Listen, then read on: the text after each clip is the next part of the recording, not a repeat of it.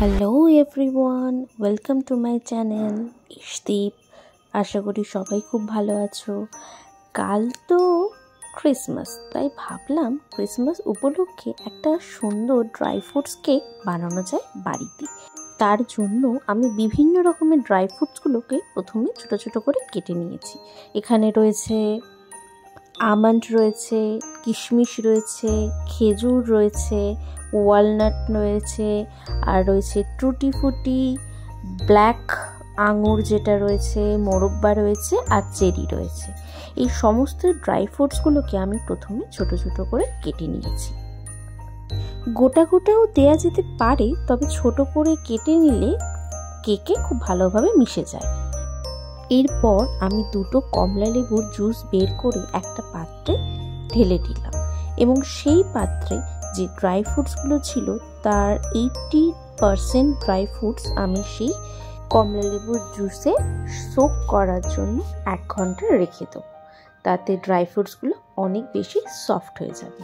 তো একে একে সমস্ত ড্রাই ফ্রুটসগুলো, চেরি, আমন্ড, কাজু, কিশমিশ, টুটি ফুটি, মোরব্বা, চেরি সব কিছুই আমি অল্প অল্প করে যতটা কেকে লাগবে সেই অনুযায়ী আমি 1 ঘন্টার মতো ভিজিয়ে রাখবো।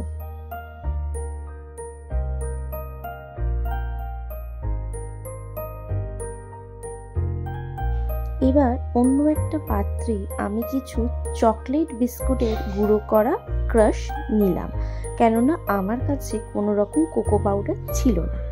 এই কাপ মেপে আমি বিস্কুটের গুঁড়োটা দিয়েছি, সেই সেম কাপ মেপে আমি 2 কাপ ময়দা এখানে দিয়ে দিলাম। দুটোকে ভালো করে মিক্স করে নিলাম। আমি প্রথমে এই ময়দা আর চকলেট গুঁড়োটাকে দেওয়ার সময় ছেঁকে নিতে ভুলে গেছিলাম, তাই ভাবলাম পরে যখন ব্যাটারের সাথে মিক্স করব তখন ছেঁকে নেব। এবার একে একে সমস্ত ড্রাই ইনগ্রিডিয়েন্টসগুলো দিয়ে দিলাম, যেমন বেকিং পাউডার, বেকিং সোডা, এইগুলো। এবার একটা মিক্সিতে আমি কিছু চিনি গুঁড়ো করতে দিয়ে দিলাম। চিনি নর্মালও দেওয়া যায়, বাট আমি গুঁড়ো করে নিয়েছিলাম। এবার অন্য একটি পাত্রে আমি 2টো ডিম ফাটিয়ে হ্যান্ড বিটারের সাহায্যে সেটা ঘুরিয়ে নিলাম। সাথে তাতে দিলাম বাটার আর কিছুটা সাদা তেল। বাটার সাদা তেল দিয়ে ডিমের সাথেই ভালো করে আমি ঘুরিয়ে নিলাম হ্যান্ড বিটারের সাহায্যে।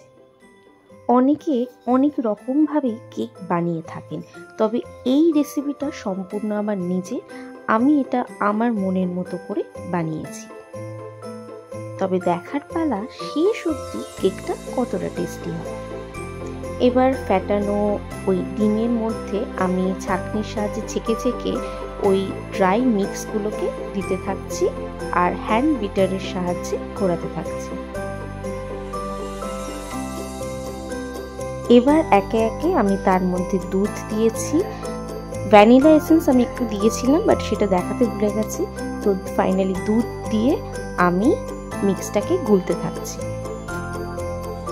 হ্যান্ড বিটারে ঠিক একটা ভালো করে উঠতে পারছিলাম না, তাই ফাইনালি আমি ইলেকট্রিক বিটারটা বার করলাম এবং সেটাতেই আমি মিক্স করতে থাকলাম। আগে থেকে ভিজানো যে ড্রাই ফ্রুটসগুলো ছিল অরেঞ্জ জুসের মধ্যে, সেগুলো খুব ভালোভাবেই সোক করে গেছিল। সেইগুলো আমি কেক মিক্সে দিয়ে একসাথে পুরোটাকে ঘুরিয়ে নিলাম। ব্যাস, কেক তো রেডি। এবার কেকগুলো যে পাত্রে বেক করব সেগুলোকে রেডি করে নিই। পাত্রগুলোতে তেল ব্রাশ করে তার উপর ময়দা ছড়িয়ে পুরো কেকের ব্যাটারগুলো প্রত্যেকটিতে সমানভাবে দিয়ে দিলাম। সাথে উপর থেকে ছড়িয়ে দিলাম আরও কিছু ড্রাই ফ্রুটস। এবার গ্যাস ওভেনে একটা বড় ডেচকি বসিয়ে তার মধ্যে নুন দিয়ে দিলাম আর একটা স্ট্যান্ড বসিয়ে দিলাম। অবশ্যই এটাকে প্রিহিট করার পর যে কেকগুলো রয়েছে সেইগুলো একে একে রেডি করার জন্য দিয়ে দিলাম। এবার দেখা হচ্ছে মোটামুটি আধ ঘন্টা পর, দেখি ততক্ষণে হয় কিনা।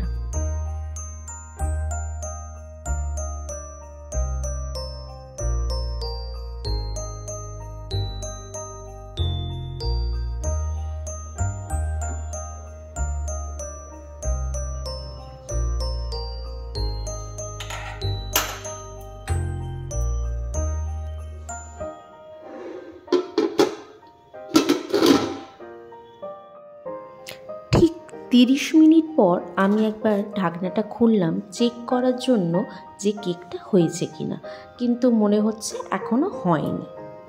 এই রকম একটা উডেন স্টিক দিয়ে আমি চেকটা করছিলাম। 40 মিনিট পর আমার কেক কিন্তু একেবারে রেডি। ঠিক এই একই প্রসেসে আমি সব কটা কেক রেডি করে নিলাম। আমার টোটাল 4টে কেক হয়েছিল বিভিন্ন সাইজে, ছোট, বড়, মাঝারি, লম্বা, সব রকম সাইজেই একটা করে ফেলেছিলাম।